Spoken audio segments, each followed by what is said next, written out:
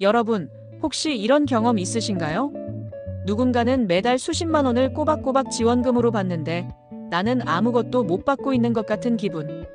혹시 내가 받을 수 있는 돈이 있는데 그냥 모르고 지나치고 있는 건 아닐까요? 오늘 영상에서는 단순히 쿠폰이나 포인트, 현물 지원이 아니라 진짜 현금으로 바로 내 통장에 꽂히는 제도만 모아서 알려드리겠습니다. 영상 끝까지 보시면 이건 내가 꼭 신청해야겠다 싶은 제도가 반드시 하나는 나올 겁니다. 놓치면 몇십만 원, 아니 몇백만 원이 그냥 사라지는 거예요.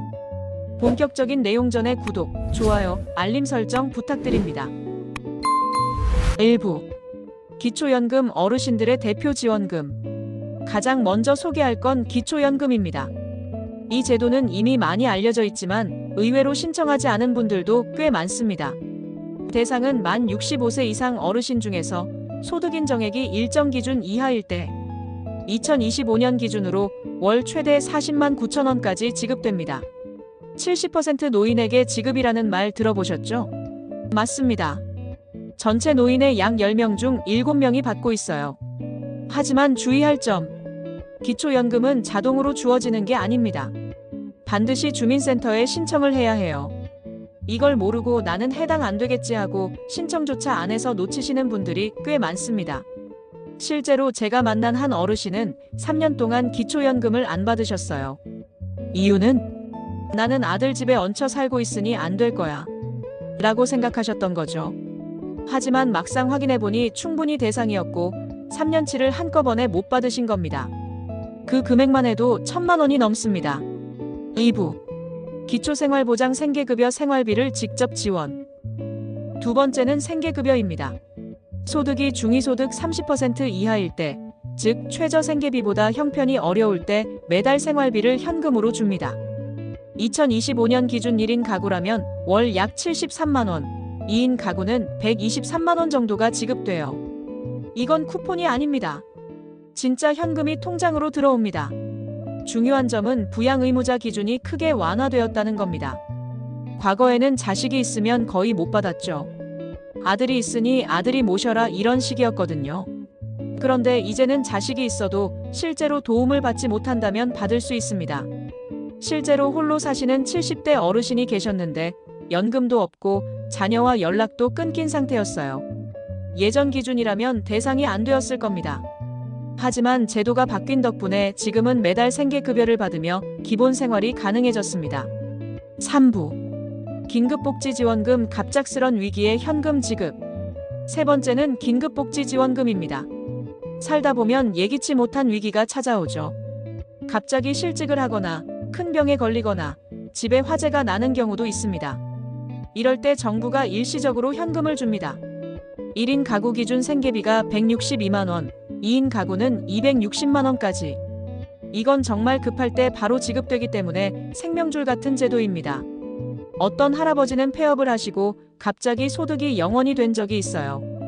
그런데 당장 다음 달 월세와 생활비가 막막했던 거죠.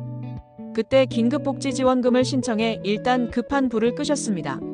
4부 국민건강보험 본인 부담 상한제 환급 병원비 돌려받기. 네 번째는 의외로 많은 분들이 모르고 계신 제도입니다. 바로 본인 부담 상한제 환급금이에요. 건강보험이 적용되는 병원비를 많이 쓰신 분은 정부가 정한 개인별 상한 금액을 넘으면 그 초과분을 돌려줍니다. 예를 들어 2024년 기준으로 평균 환급액이 무려 131만 원이었습니다. 87만 원에서 1,050만 원까지 상한선이 개인별로 다 다른데 그 이상 낸 돈은 환급됩니다. 실제 사례 암 치료를 받으신 60대 어르신은 1년간 병원비로 수천만 원을 쓰셨어요. 하지만 본인 부담금 상한을 초과한 금액 중 상당 부분을 환급받으셨습니다. 몰랐다면 그냥 다 본인 부담으로 끝났을 겁니다. 5부 지자체 효도수당장 수수당 지역마다 다르지만 현금. 다섯 번째는 지자체 효도수당 혹은 장수수당입니다. 이건 전국 공통은 아니고 지역마다 조금씩 달라요. 예를 들어 충남 아산시는 만 75세 이상 어르신께 매달 5만 원씩 지급합니다. 경기도의 일부 지자체도 70세 이상 어르신께 10만 원 지역화폐를 드려요. 서울 일부 구청에서는 80세 이상 장수 어르신께 매달 현금을 드리기도 합니다. 규모는 크지 않지만 분명히 내 통장으로 꽂히는 돈입니다. 그리고 이런 제도는 해마다 늘어나고 있어요. 6부. 보훈급여 국가유공자 어르신께 현금 지원. 6번째는 보훈급여금입니다. 이건 국가유공자와 그 유족을 대상으로 하는 제도죠. 국가에 헌신한 분들께는 매달 최소 수십만 원에서 많게는 수백만 원까지 지급됩니다. 보훈처의 심사를 거쳐 등급별로 차등 지급이 되는데 금액이 상당히 큽니다. 실제로 6.25 참전용사 어르신은 매달 보훈급여금이 나오기 때문에 노후에 큰 도움이 되고 있습니다. 이쯤에서 실제 사례 하나 더 말씀드릴게요.